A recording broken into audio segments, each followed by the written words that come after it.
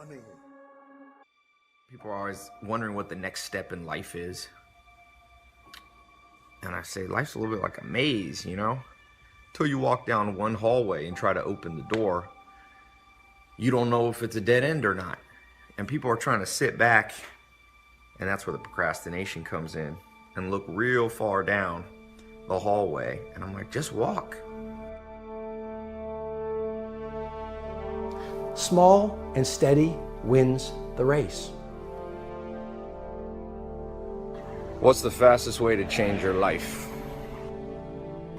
For me, I think it's understanding how to set up daily routines with alternating brain and body training, and killing procrastination. The little win with your family when you feel like watching TV sets you up for another win the next day. A little win of getting up at 5 o'clock and running your morning routine sets you up for a habit of a 5 a.m. club morning routine. Small daily improvements over time will lead you to stunning results. It comes down to this, Elvis. I think you have to work hard. Like, just so everybody knows, we haven't gotten into this subject yet. Working hard is the cost of entry to anything. You know 0 people that are successful that don't work their face off. You know 0 people. Now, they may have money because mommy and daddy made money and gave it to them. But people that actually built their own success, you know 0 people that have had success that did not put in obnoxious amounts of work. What's the most important key to success? I think it's hunger. It's not getting satisfied. A hunger that doesn't go, a hunger to learn, a hunger to grow, a hunger to serve, a hunger to give, a hunger to create breakthroughs. Most people are hungry till they make a certain amount of money and then they get comfortable. And there's nothing wrong with that, but it's not about the money. It's not about the business. It's about your growth. Because every one of us either grows or dies. People ask me all the time, what does it take to be happy? I say one word, progress. Progress equals happiness, because achieving a goal feels good for how long? A week, a month, 3 months, and then there needs to be something else. And the reason for something else is because you gotta grow. Imagine a conversation with your future self. In that, let's imagine that the you of 20 years from now shows up at your doorstep, and that you is stronger, smarter, wiser, wealthier, healthier, happier. And that you shows up at your door, and it looks at your life, and it looks you in the eye. If that future you was going to give you advice on what to stop, what to start, what's the first thing they would tell you to be or do? Take a step back right now and think about who we all admire in the world, right? They're all people that punted the system. They're people that practiced singing since they were 5. There are people that shot 10,000 basketballs every morning. It's always that. It's always that. 99% of the people right now that are listening to this are playing in the middle. They're playing in a game that was structured for them. They're risk adverse, they fear, and most importantly, they fear what other people think.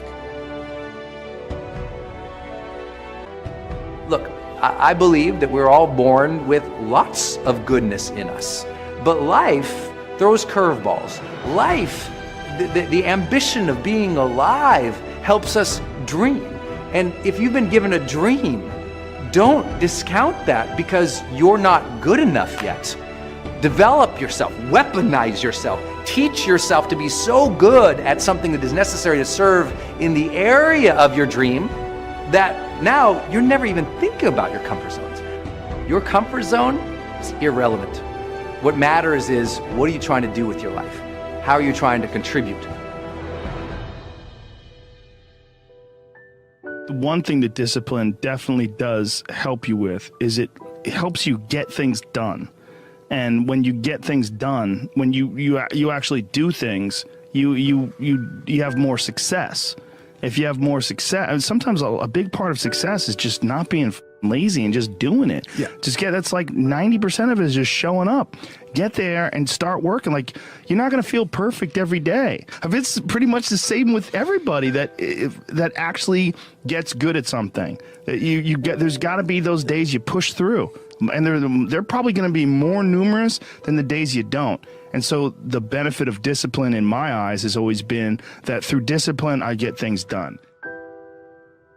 If you only have 24 hours in a day, your success is dependent upon how you use the 24. You gotta hear me. People talk about Oprah Winfrey, Ted Turner, Warren Buffett. Listen to me. I don't care how much money you make. You only get 24 hours in a day. And the difference between Oprah and the person that's broke is Oprah uses her 24 hours wisely. That's it. Listen to me. That's it. You get 24. I don't care if you broke, you grew up broke. I don't care if you grew up rich. I don't care if you're in college, you're not in college. You only get 24 hours. And I blew up literally. I went from being a high school dropout to selling 6,000 books in less than 6 months. What happened? In my 24 hours. I was like, okay, Eric, you got to get a grip on your 24 hours because you're about to be broke for the rest of your life. And this is all I need you to do for me. I can tell you all about your life if you just write down your 24-hour schedule for me and you let me look at it. I can tell you where you're going to be in 5 years. I can tell you where you're going to be in 10 years. I can tell you where you're going to be in 20 years if you keep that schedule.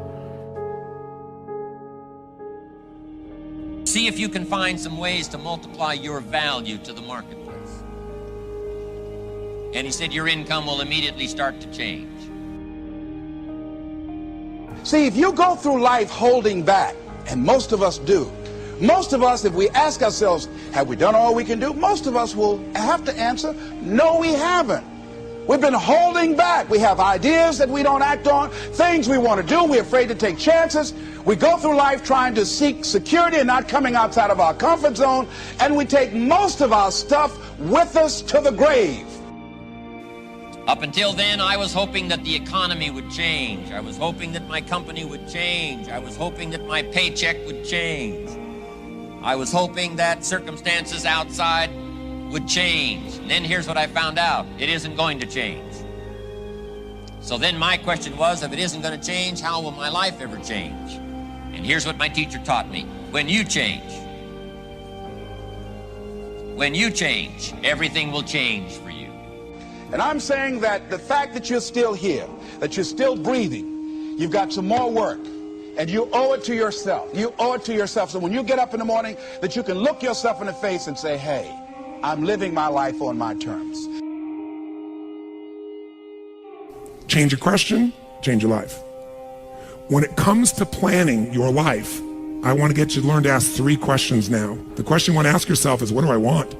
What's my outcome? What's my result? The word RPM, the first one, is to get you focused on the target. The target is not the activity. The activity can change.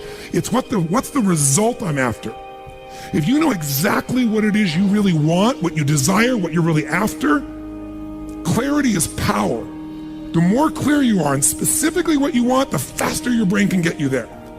But if you're generally saying things like, what do I want? Well, I want more money. Fine, here's $1, get out of here.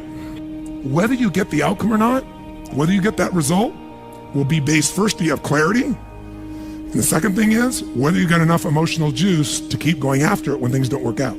Did you achieve the outcome? Yeah, when you're that general, you think you're not getting your goal, you are. The way you language your goal, the way you think about it, you're receiving it. I want to feel a bit better. I want to lose some weight. Fine, you lost a pound, you're done. When you get better, everything will get better for you. And that's where I picked up that phrase, for things to change, you've got to change. You don't have to change the marketplace. You don't have to change the marketing plan. You don't have to change the economy. You don't have to change countries. You don't have to change circumstances out there. All you've got to do is look within and see if you can change yourself for the better. And as you change, things will start to change for you. What's the result I'm after? What's the ultimate result? What do I want out of this week, out of this thing, out of my business, out of my life, for my body? Don't concern yourself too much with how you're going to achieve your goal. Leave that completely to a power greater than yourself. All you have to do is know where you're going. The answers will come to you of their own accord. Here's my best advice. Welcome all experiences. You never know which one is going to turn everything on. Are there going to be some moments when you want to give up? Yes. Will there be some moments when it's going to seem like it's impossible? The pain that you're experiencing, the disappointment that you're experiencing, that you're going to say it's not worth it? Yes, that's going to be right there for you. It's going to be in your face, telling you to go back. When we think about changing our lives, usually that means changing your behaviors, retraining yourself, getting new habits, going out and trying them out and changing your life. This is about changing your thoughts, and then your life will change. Change your thoughts, change your life.